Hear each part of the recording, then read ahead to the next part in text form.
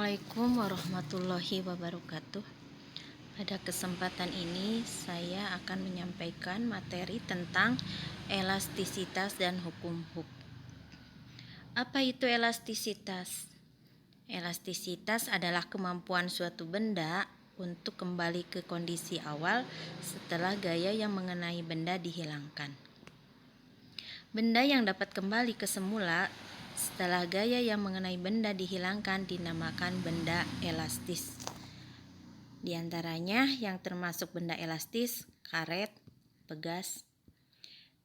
Jadi kesimpulannya, benda elastis itu adalah benda yang dapat dengan mudah berubah bentuk saat diberi gaya dan dapat kembali ke bentuk semula saat gaya tersebut dihilangkan. Kebalikan dari benda elastis yaitu benda plastis. Contoh yang termasuk benda plastis diantaranya plastisin, tanah liat. Gaya yang menyebabkan perubahan bentuk benda akan sebanding dengan tegangan atau stres dan regangan atau strain yang berupa perubahan panjang dari benda tersebut. Apa yang dimaksud dengan tegangan atau stres? Tegangan adalah besar gaya yang bekerja pada suatu benda pada luas penampang tertentu. Secara matematis, tegangan itu adalah gaya per luas atau E per A. Bisa dilihat di layar. Gaya satuannya Newton, luas satuannya meter persegi.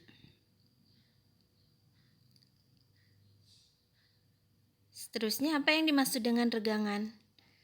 Regangan adalah perubahan relatif ukuran benda yang mengalami tegangan.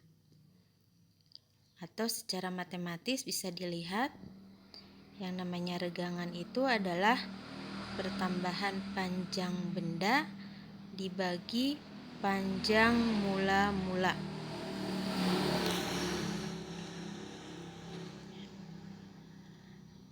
Ada juga yang dinamakan dengan modulus Young. Modulus Young adalah besar gaya yang bekerja pada luas penampang tertentu untuk meregangkan benda. Atau modulus Young itu sama dengan tegangan dibagi regangan. Bisa dilihat persamaannya. Tegangan per regangan atau F kali L0 dibagi A kali delta L. Gaya dikalikan panjang mula-mula dibagi luas dikalikan pertambahan panjang.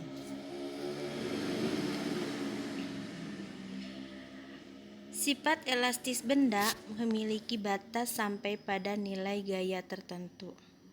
Apabila gaya yang diberikan lebih kecil daripada batas elastis, benda akan kembali ke bentuk semula ketika gaya tersebut dihilangkan. Akan tetapi, apabila gaya yang diberikan lebih besar daripada batas elastisitas benda, maka benda tidak dapat kembali ke bentuk semula. Benda secara permanen berubah bentuk. Kita akan lihat bagaimana hubungan gaya yang diberikan pada pegas terhadap pertambahan panjang pegas. Kita lihat di grafik. Di situ ada grafik hubungan antara gaya dengan pertambahan panjang.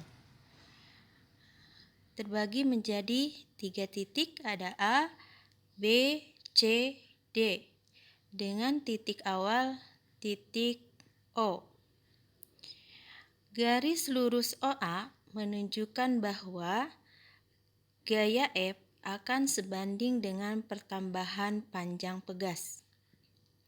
Tetapi ketika gaya F diperbesar lagi sampai melampaui titik A, ternyata garis pada grafik sudah tidak lurus lagi.